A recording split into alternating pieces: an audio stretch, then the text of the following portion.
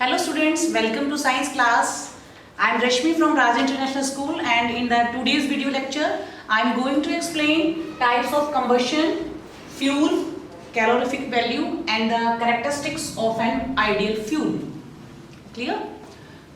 बेटा अभी तक हम जो है कंबशन के बारे में पढ़ रहे थे. कंबशन इग्निशन टेम्परेचर, कंबशन क्या होता है, कंबशन के लिए रिक्वायर्ड थिंग्स क्या है, वो सब हम डिस्कस कर चुके हैं. Types of combustion. कंबशन भी 3 टाइप्स का होता है. Number 1 rapid combustion, spontaneous combustion and third one is explosive combustion. Rapid combustion क्या है? देखिए, ऐसा कंबशन जिसमें कि एक शॉर्ट पीरियड में, शॉर्ट टाइम पीरियड में बहुत सारी heat and light energy produce होती है, बहुत जल्दी ही, है ना, और बहुत ज़्यादा अमाउंट में ये कहीं हम heat and light energy produce हो रही है तो उसको हम रैपिड कंबशन बोलते हैं. जस्ट एग्जांपल है, जैसे एलपीजी है.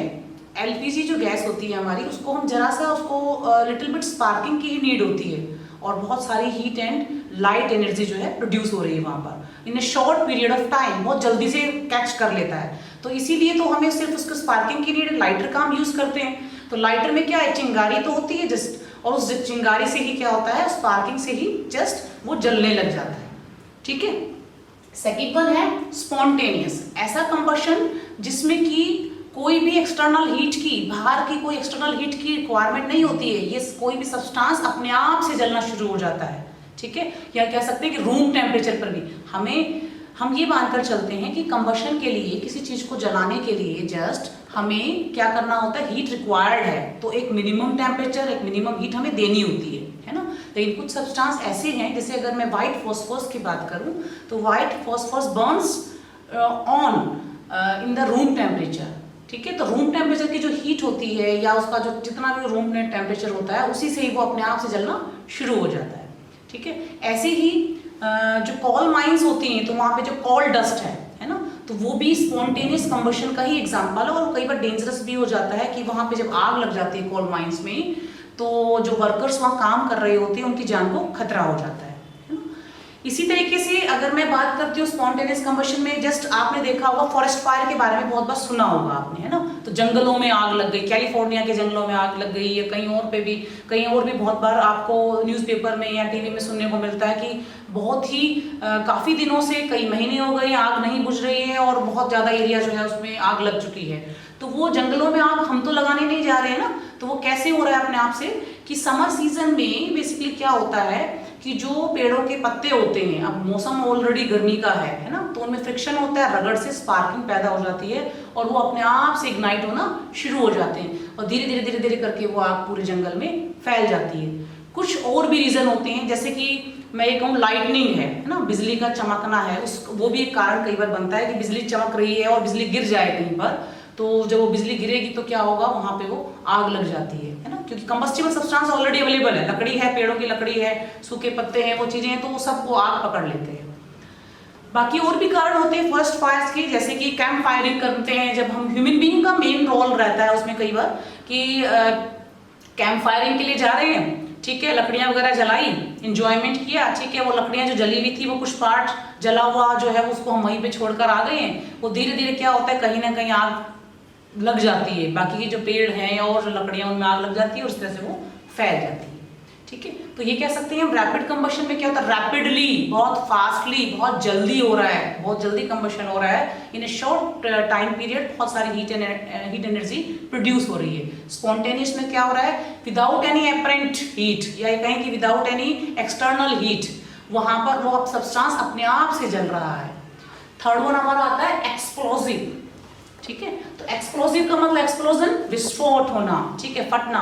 तो जो हमारे फायरवर्क्स है या क्रैकर्स जो हैं, तो यानी कि ऐसा कंबशन जिसमें कि हीट, लाइट और साथ में क्या हो रहा है, साउंड भी प्रोड्यूस हो रही है. तो ऐसा कंबशन जिसमें हीट, लाइट एंड साउंड, ये तीनों काम अगर हो रहे हैं तो उस कंबशन को हम बोलेंगे एक्सप्लोसिव कंबशन. ठीक है. तो एक्सप्लोसिव कंबशन कहाँ देखने को मिलता है, मतलब जब पटाखे चलाते हैं हम, क्रैकर्स में जो होता है वो एक्सप्लोसिव कंबशन होता है. ठीक है. नेक्स्ट वन है हमारा, नेक्स्ट टॉपिक है फ्यूल.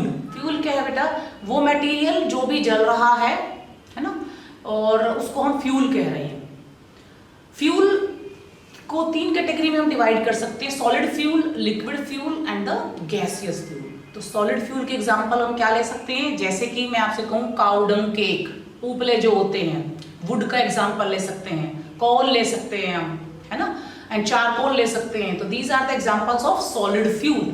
लिक्विड फ्यूल का एग्जांपल क्या हो सकता है, जो लिक्विड स्टेट में, ऐसा फ्यूल जो लिक्विड स्टेट में, जैसे केरोसिन हो गया हमारा, है ना, पेट्रोल हो गया, डीजल हो गया, है ना, तो ये सब these are found in the liquid state. तो ये हमारे होंगे लिक्विड स्टेट के एग्जांपल।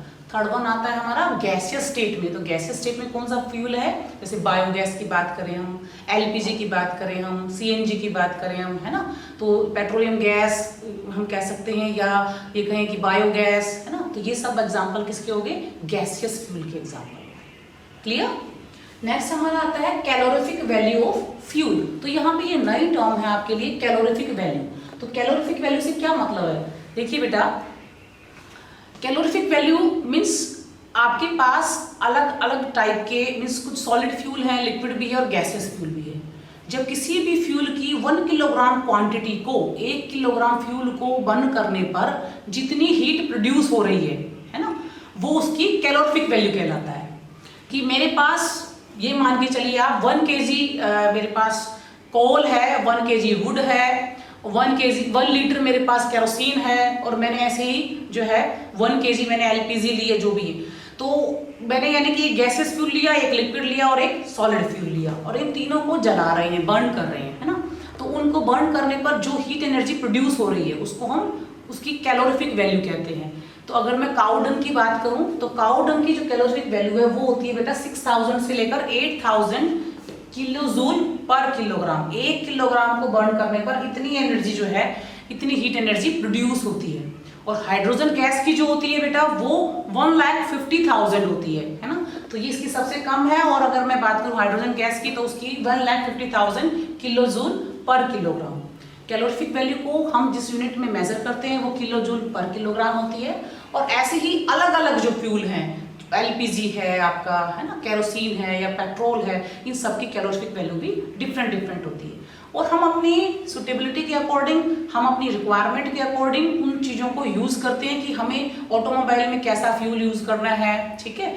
और घरों में हम जो है डोमेस्टिक फ्यूल जलाने में, खाना पकाने में, उसमें हम लकड़ी यूज़ कर रहे हैं या कोयला यूज़ कर रहे हैं, क्या चीज़ यूज़ कर रहे हैं, तो वो हमारी मीन्स रिक्वायरमेंट पे डिपेंड करता है, ठीक है। कहाँ पे हमें ज़्यादा एनर्जी की रिक्वायर्ड है और किस किस तरह से हमें मिल सकती हैं, चीज़ें अवेलेबल हो सकती हैं, तो उसके अकॉर्डिंग हम उनको यूज़ करते हैं।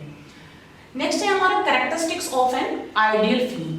तो देखिए बेटा, आइडियल फ्यूल तो हम ऐसा कुछ टैग नहीं लगा सकते कि हम ये कहें कि ये आइडियल फ्यूल है। तो आइडियल फ्यूल से हम ये समझते हैं कि ऐसा फ्यूल जो कि इजीली अवेलेबल हो, कैलोरीफिक वैल्यू ज़्यादा हो, ठीक है, इग्निशन टेम्परेचर ना ही तो बहुत ज़्यादा हो ना ही बहुत कम हो। ऐसा भी नहीं होना चाहिए ना कि बहुत जल्दी जल रहा है या फिर बहुत ही टाइम लग रहा है उसको इग्नाइट करने के लिए, है ना।